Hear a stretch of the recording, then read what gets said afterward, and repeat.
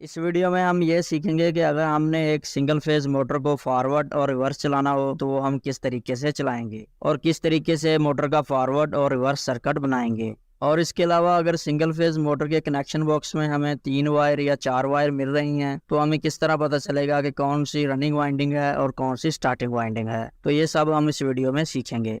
Motor को forward और reverse चलाने के लिए हम केम स्विच का भी इस्तेमाल करते हैं और इसके अलावा अगर मोटर कम कैपेसिटी की है तो इसको हम डायरेक्ट पुश बटन के जरिए भी चला सकते हैं। लेकिन इसमें जो पुश बटन हम इस्तेमाल करेंगे वो 10 से 15 एम्पेयर के होने चाहिए ताकि मोटर का लोड बर्दाश्त कर सके। तो इस वीडियो में हम सिंगल फेज मोटर को पुश बटन के जरिए फॉरवर्ड और रिवर्स चलाएंगे, जिस तरह ये लिफ्टिंग क्रेन वगैरह में हम चलाते हैं।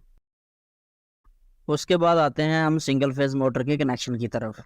सिंगल फेज मोटर के कनेक्शन बॉक्स में अगर हमें 4 वायर मिल रही हो तो इनमें से 2 रनिंग वाइंडिंग की होती हैं और 2 स्टार्टिंग वाइंडिंग की।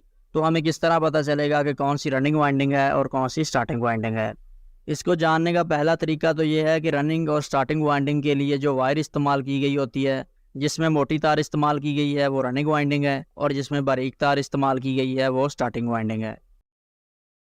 और मोटर को चेक करने का दूसरा तरीका ये है कि आप इसको मल्टीमीटर से भी चेक कर सकते हैं। मल्टीमीटर को आप कंटिन्यूटी पर या रेजिस्टेंस पर सेट कर दें तो आप कोई सी 2 वायर को मल्टीमीटर के साथ कनेक्ट करें। जब हम मल्टीमीटर को कनेक्ट करेंगे तो अगर एक ही वाइंडिंग के दोनों सिरे हुए तो इनमें रेजिस्टेंस की कुछ ना कुछ वैल्यू शो होगी, तो इस तरह आप उस वैल्यू को नोट कर लें। और इसी तरह बाकी दोनों सिरों को आप मल्टीमीटर के साथ इस तरह कनेक्ट करें तो यहाँ भी रेजिस्टेंस की कुछ ना कुछ वैल्यू शो होगी। और इन दोनों वाइंडिंग में से जो ज़्यादा रेजिस्टेंस की वैल्यू शो करेगी वो स्टार्टिंग वाइंडिंग कहलाती है और जो कम रेजिस्टेंस की वैल्यू शो करेगी वो रनिंग वाइंडिंग कहलाती है। तो इस तरह आप मल्टीमीटर से भी स्टार्टिंग और रनिंग वाइंडिंग को चेक कर सकते हैं।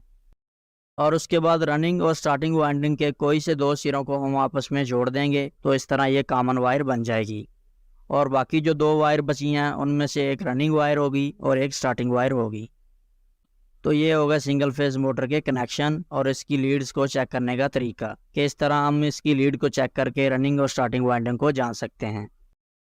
अब उसके बाद देखते हैं कि मोटर को फॉरवर्ड और रिवर्स हम किस तरीके से चला सकते हैं। मोटर को फॉरवर्ड और रिवर्स चलाने के लिए हम 2 पुश बटन इस्तेमाल करेंगे, एक फॉरवर्ड के लिए और दूसरा रिवर्स के लिए। और सिंगल फेज मोटर को चलाने के लिए एक हम कैपेसिटर इस्तेमाल करेंगे और 220 वोल्ट सप्लाई के लिए हम एक 2 पोल का ब्रेकर भी इस्तेमाल करेंगे, जिससे हम न्यूट्रल और फेज सप्लाई मोटर के साथ कनेक्ट करेंगे। और उसके बाद मोटर की ये 3 वायर हैं हमारे पास, एक कॉमन वायर है, एक स्टार्टिंग वायर है और एक रनिंग वायर है। सबसे पहले तो हम न्यूट्रल वायर को ब्रेकर से मोटर की कॉमन वायर के साथ कनेक्ट कर देंगे।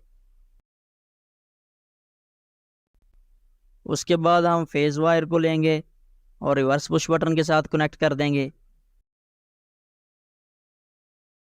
और इसी फेज को हम यहाँ से ही फॉरवर्ड के पुश बटन के साथ कनेक्ट कर देंगे।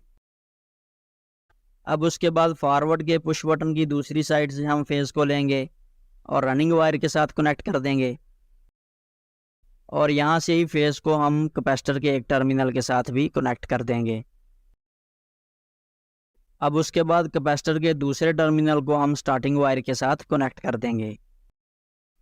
तो इस तरह जब हम फॉरवर्ड के पुश बटन को प्रेस करेंगे तो मोटर फॉरवर्ड में चलने लग जाएगी। अब उसके बाद रिवर्स के पुश बटन से हम फेज वायर को लेंगे और इसको डायरेक्ट स्टार्टिंग वायर के साथ हम कनेक्ट कर देंगे।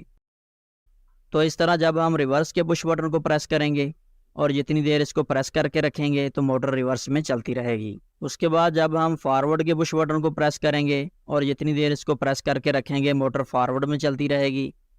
और जब हम रिवर्स के पुश बटन को प्रेस करेंगे तो जितनी देर इसको प्रेस करके रखेंगे तो उतनी देर मोटर रिवर्स में चलती रहेगी। सिंगल फेज मोटर को फॉरवर्ड और रिवर्स चलाने के लिए इस तरह के कनेक्शन हम क्रेन वगैरह के अंदर करते हैं। ओवरहेड जो हमारी क्रेनें लगी होती हैं उसको फॉरवर्ड और रिवर्स चलाने के लिए हम इस तरीके से कनेक्शन करते हैं। तो दोस्तों ये थे सिंगल फेज मोटर को फॉरवर्ड और रिवर्स चलाने का सर्किट। तो इस तरीके से हम पुश बटन के जरिए एक सिंगल फेज मोटर को फॉरवर्ड और रिवर्स चला सकते हैं। तो दोस्तों उम्मीद करता हूँ कि ये वीडियो आपके लिए काफ़ी हेल्पफुल रही होगी। वीडियो अच्छी लगी हो तो लाइक कर दें और इस तरह की मज़ीद वीडियोज़ देखने के लिए चैनल को सब्सक्राइब भी कर दें।